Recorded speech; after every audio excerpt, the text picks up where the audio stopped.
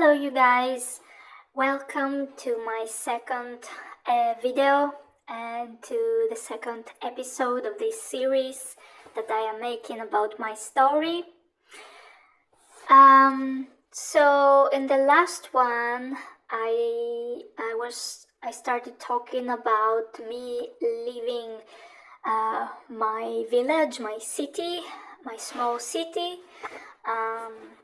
And going to study abroad to another country.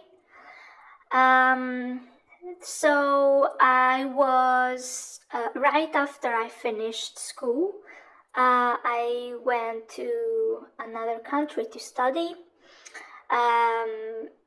It was a little bit hard in the beginning because like I told you, I was raised having everything, and also I was not struggling about anything. Like whatever I needed, I would ask, and my mother, my father, my family in general, they would get for me. And so that was something that made it harder for me. But on the other hand, I was really wanting to leave, and this was for me very strange because I had everything I wanted. I could have stayed in my country, but something was making me want to leave and move alone, move abroad, and try to do everything independently and to be independent in general. So, because I never did anything on my own, I was never independent, I struggled more than I think an average person. Thankfully, I had some people helping me in that other country, so I had some support, but also at the same time, I was feeling really alone. I was like crying a lot. I was really, really pressuring myself and pushing myself in order to be able to finish what I started. Because my goal was to study and finish my studies. Many times I thought of returning back to my home, but thankfully I was able to push through and keep going. So while I was studying abroad, I was at the same time also working because my family was having some financial issues, and I didn't want to be also a burden, so I was trying as much as I could to work, and I was also very careful about how much money I would spend and all these things. I had a lot of support from my family, my mother specifically. So yeah, basically it was an amazing experience for me.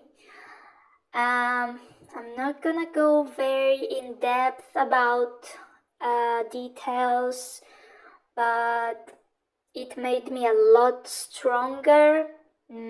Of course, it was hard, but at the same time, it was a success, and it was really helpful for me to see that I can do a lot of things that I never knew, I never expected, and all these things. So I started feeling strong as a person and capable of doing things. I learned a new language, so I was very proud of myself. I also graduated from my studies, and in that period, I was seeing someone, I was dating a guy, and that was a very bad relationship.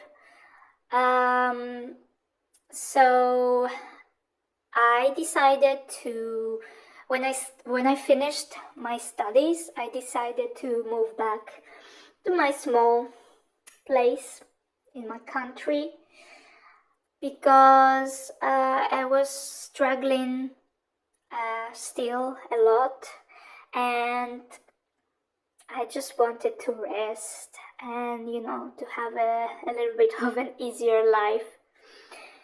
So that's what I did. I moved back to my country, and then started a big mess for me and my life and my health. So when I moved back, I was very depressed, or not depressed clinically, but feeling very down, feeling very sad. It was also probably the cultural difference as well, because I had been used to living abroad, and then I had to, start again to be used to living in my place. So it was a change for me, and so I had a lot of difficulties. I had decided to, I was used to having a very hectic life when I was abroad. I was having my school, I was having friends, I was having my work. I had a lot of things going on. I didn't have a lot of time to be in the house or like sitting around. So I went back to my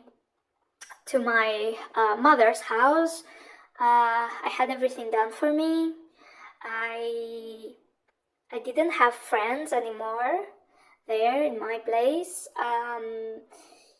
because I was gone for many years.